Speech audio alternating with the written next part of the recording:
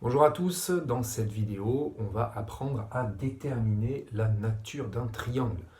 Alors qu'est-ce que ça veut dire la nature d'un triangle? C'est se demander si ce triangle il est équilatéral, ou bien isocèle, ou bien rectangle, ou bien quelconque, comme je l'ai écrit ici.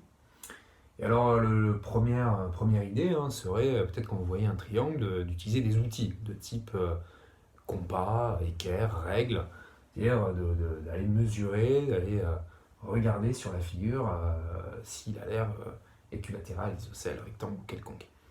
Alors vous doutez bien qu'au lycée, en classe de seconde, on va plutôt faire ça par des calculs. On ne va pas se contenter de prendre par exemple sa règle, de mesurer, de se dire ah oui, bah oui, les côtés là ils sont égaux, parce que ça c'est des conjectures. On ne sait pas vraiment s'ils sont vraiment égaux. La précision des outils de mesure, elle n'est pas forcément terrible. Et puis dans les énoncés, vous allez avoir des coordonnées. Les coordonnées de ces trois points qui sont A, B, C. Et il va falloir se débrouiller avec ça pour pouvoir conclure quant à la nature du triangle. Alors, on va réfléchir un petit peu et se demander, mais en fait, savoir s'il est équilatéral, isocèle, rectangle, quelconque, est-ce que ça n'aurait pas un lien peut-être avec des distances? Bah oui, c'est les distances. Parce que équilatéral, un triangle équilatéral, il a trois côtés de même longueur. Un triangle isocèle, il en a deux. Un triangle quelconque, bah, il n'a aucun côté de même longueur. Et puis, l'exception peut-être serait le triangle rectangle. On se dit, ouais, mais là, c'est pas une question de longueur, là, c'est une question d'angle droit. Alors on se dit, bah, pour celui-là, quand même, peut-être que l'équerre, ça serait pas mal. Mais si on réfléchit un peu plus, on se dit, mais le fait qu'il y ait un angle droit, le triangle rectangle, c'est lié à un théorème que vous connaissez bien, qui est le théorème de Pythagore. Et puis, ben, on va pouvoir peut-être ça aussi le faire avec des longueurs. Bref, on se dit que finalement, ces natures de triangle, ça a un rapport avec la longueur des trois côtés du triangle. Donc ça va être ça le point de départ. Quand on va répondre à la question quelle est la nature du triangle, eh bien on va devoir calculer les longueurs des trois côtés du triangle. Voilà, ça va être le point de départ essentiel pour pouvoir conclure. Commencer par calculer les longueurs des trois côtés, c'est-à-dire un calcul de trois distances.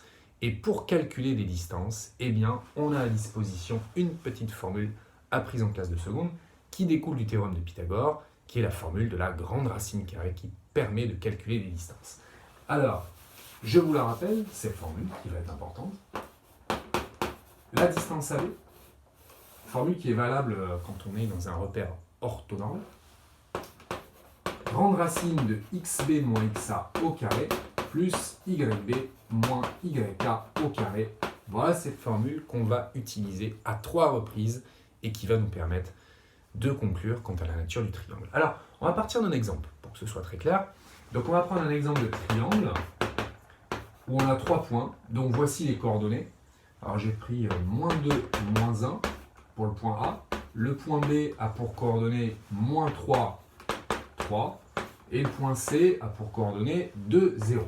Alors c'est vrai que dans un premier temps, on pourrait les placer, ces points. On pourrait tracer le triangle correspondant. Et puis on aurait un truc qui ressemble à peu près à ça. Voilà. Ressemble à ça.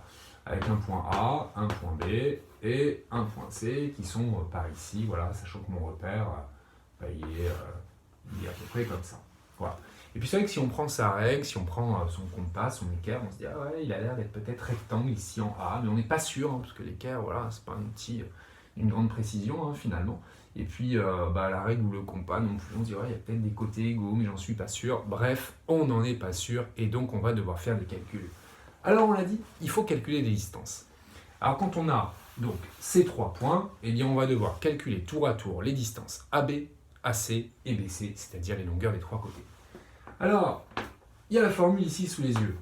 La distance AB, grande racine de xb moins xa. Alors xb moins xa, ici, il faut que je remplace. Xb, c'est l'abscisse de B, donc moins 3 moins 2, c'est-à-dire moins 3 plus 2 au carré, plus yb moins yk, c'est-à-dire 3 moins 1, donc 3 plus 1 au carré.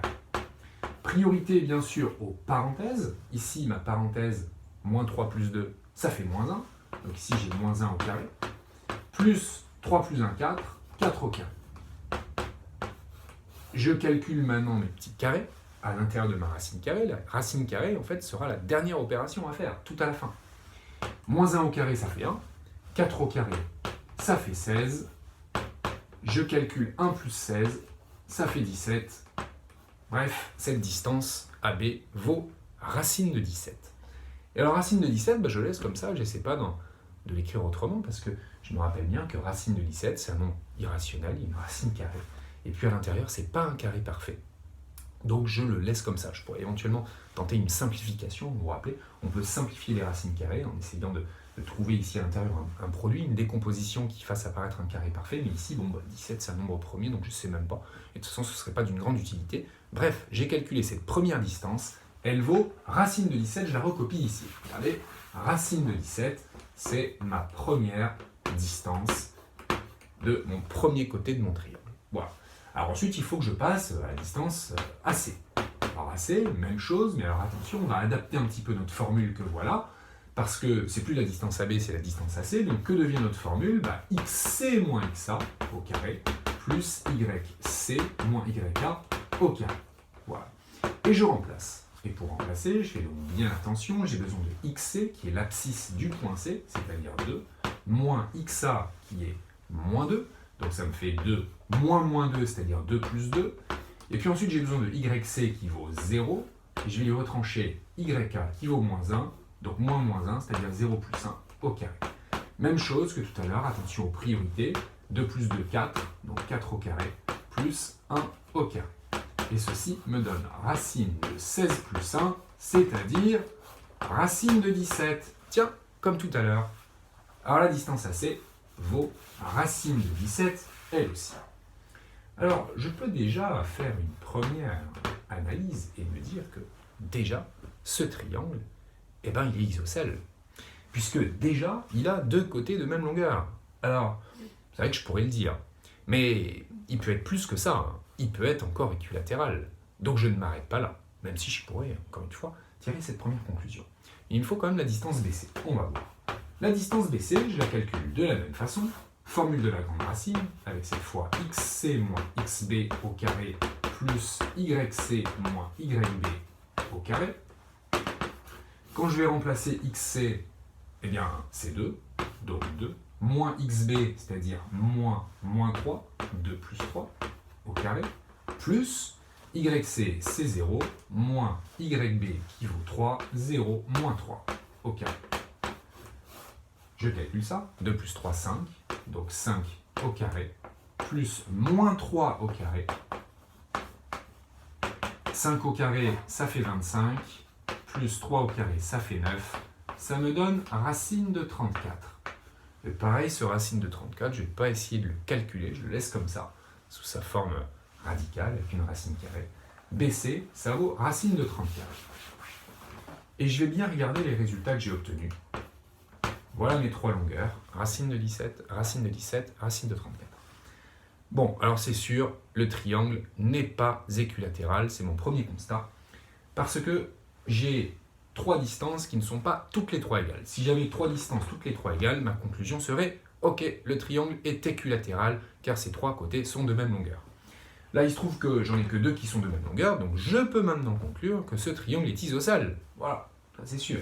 Parce que AB égale AC, donc AB égale AC, donc le triangle ABC, il est isocèle. Il n'est pas équilatéral. Il ne faut pas que je m'arrête là. Parce que certes, il est isocèle, mais il peut être plus qu'isocèle. Il pourrait peut-être être carrément rectangle isocèle. Parce que ça existe des triangles qui sont à la fois rectangle et isocèle. Petit schéma, regardez, angle droit et deux côtés égaux ici. Donc il va falloir quand même que je me demande s'il n'y a pas un angle droit, au cas où. Et mon outil pour savoir s'il y a un angle droit, on l'a dit, on n'a pas besoin de faire de nouveaux gros calculs. On va utiliser le théorème de Pythagore. On va faire ce qu'on appelle le test de Pythagore en calculant d'une part la somme des carrés des deux petits côtés du triangle et d'autre part le carré du grand côté du triangle. Alors le grand côté du triangle, je ne l'appelle pas encore hypoténuse, parce que l'hypoténuse, c'est réservé au triangle rectangle. Et moi, je ne sais pas encore s'il est rectangle, ce triangle. Donc, je vais, d'une part, et je laisse mes trois longueurs ici, sur le côté. Je vais, d'une part, calculer les carrés des deux petits côtés et en faire la somme. Et alors les deux petits côtés ici, les plus grand, racine de 34. Donc les deux petits côtés, c'est ces deux-là, CAB et AC. Donc je calcule AB carré plus AC carré. Je remplace. La distance AB, c'est racine de 17. Donc racine de 17 au carré. Plus, AC, c'est aussi racine de 17. Donc racine de 17 au carré. Voilà le petit calcul que j'ai à faire. Il n'est pas bien compliqué ce calcul. Parce que quand j'ai une racine carrée élevée au carré, ça supprime la racine carrée. Donc racine de 17 au carré, ça fait tout simplement 17. Même chose ici, bien sûr. Et 17 plus 17, ça fait 34. Voilà, j'ai calculé d'une part la somme des carrés des deux petits côtés. Et d'autre part, il va falloir que je calcule le carré de mon grand côté, qui est BC. Alors BC au carré, ça donne racine de 34 au carré. Et le carré supprime la racine, ça me fait 34. Qu'est-ce que je constate? Je constate que à gauche j'ai 34, à droite j'ai 34. Je peux donc en conclure, AB au carré plus AC au carré est égal à BC au carré. Et donc, l'égalité de Pythagore est vérifiée. C'est donc la réciproque du théorème de Pythagore qui va me permettre de conclure que le triangle est bien rectangle. Donc, d'après Pythagore, ABC est rectangle. On pourrait même dire qu'il est rectangle en A. Et que BC, finalement, c'est bien l'hypoténuse. J'ai le droit de l'appeler hypoténuse parce que le triangle est rectangle. Alors, il faut que je conclue. Finalement, ce triangle était isocèle, mais en plus, je viens de prouver qu'il est aussi rectangle. Conclusion, le triangle ABC, il est rectangle et isocèle en A. Voilà comment on fait pour déterminer la nature d'un triangle. Donc je récapitule, il faut calculer les trois longueurs en faisant la formule de la grande racine, on calcule trois distances, et on fait une petite analyse. Ce qui est peut-être le plus simple, c'est quand on a à faire un triangle équilatéral, parce que quand on a trois côtés de même longueur, on s'arrête là. Il est équilatéral et il ne peut pas être rectangle. C'est pas la peine de le tester. Un triangle ne peut pas être à la fois équilatéral et rectangle, rappelez-vous. Quand on a un triangle équilatéral, les angles, 60 degrés, il n'y a aucun angle droit. Par contre, s'il n'est que isocèle, ou si les trois côtés sont de longueur différente, et auquel cas on a envie de dire qu'il est quelconque, dans ces cas-là, il y aura toujours le test de Pythagore à faire pour savoir si, en plus d'être isocèle, ou alors au lieu d'être quelconque, il ne serait pas rectangle. Voilà pour cette petite question fondamentale en classe de seconde sur la nature d'un triangle.